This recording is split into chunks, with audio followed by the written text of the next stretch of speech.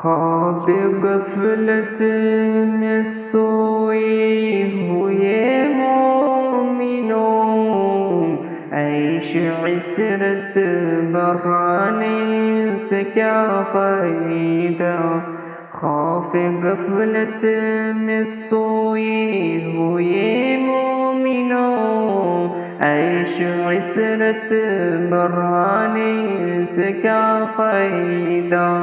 اپنے رب کو جوانی میں بھولا ہے تو، اور طاقت کے بوتے پہ بھولا ہے تو، جب جوانی ڈھلے گی تو پچھتائے گا، پھر یوں رونے رلانے سے کیا فائدہ؟ خوف غفلت میں سوئے ہوئے مومنوں، عیش عشرت بڑھانے سے کیا فائدہ؟ تھا حکومت کا فرعون کو بھی نشہ، ظلم پر ظلم خلقت پہ کرتا رہا، جب سمندر میں ڈوبا تو کہنے لگا اس حکومت کے پانے سے کیا فائدہ؟ کتنا مشہور قصہ ہے شداد کا، روح جب اس کے تن سے نکالی گئی، مرتا مرتا بھی لوگوں سے کہتا گیا، ایسی جنت بنانے سے کیا فائدہ؟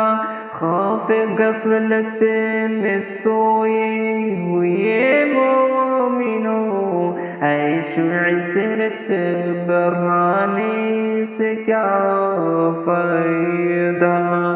مالداری میں مشہور قارون تھا، وہ مخالفت موسیٰ و ہارون کا، جب زمین میں انحصایا تو کہنے لگا، ایسے بے جا خزانے سے کیا فائدہ؟ خوف غفلت میں سوئے ہوئے مومنوں، عیش عشرت بڑھانے سے کیا فائدہ؟ قابل ذکر قصہ ہے نمرود کا، وہ بھی انکار کرتا تھا معبود کا، اس کا معاوضہ ایک مچھر نے کھا کر کہا، یوں بڑھائی جتانے سے کیا فائدہ؟ خوف غفلت میں سوئے ہوئے مومنوں، عیش عشرت بڑھانے سے کیا فائدہ؟ اپنی شہرت پہ انسان یوں نہ مچل، ایک دن آگ بوجھے گی تجھ کو اجل، روح کو صاف کرنے کے عمل کر، صرف ظاہر بنانے سے کیا فائدہ؟ خوف غفلت میں سوئے ہوئے مومنوں، عیش عشرت بڑھانے سے کیا فائدہ؟ خوف غفلت میں سوئے ہوئے مومنوں، عیش عشرت بڑھانے سے کیا فائدہ؟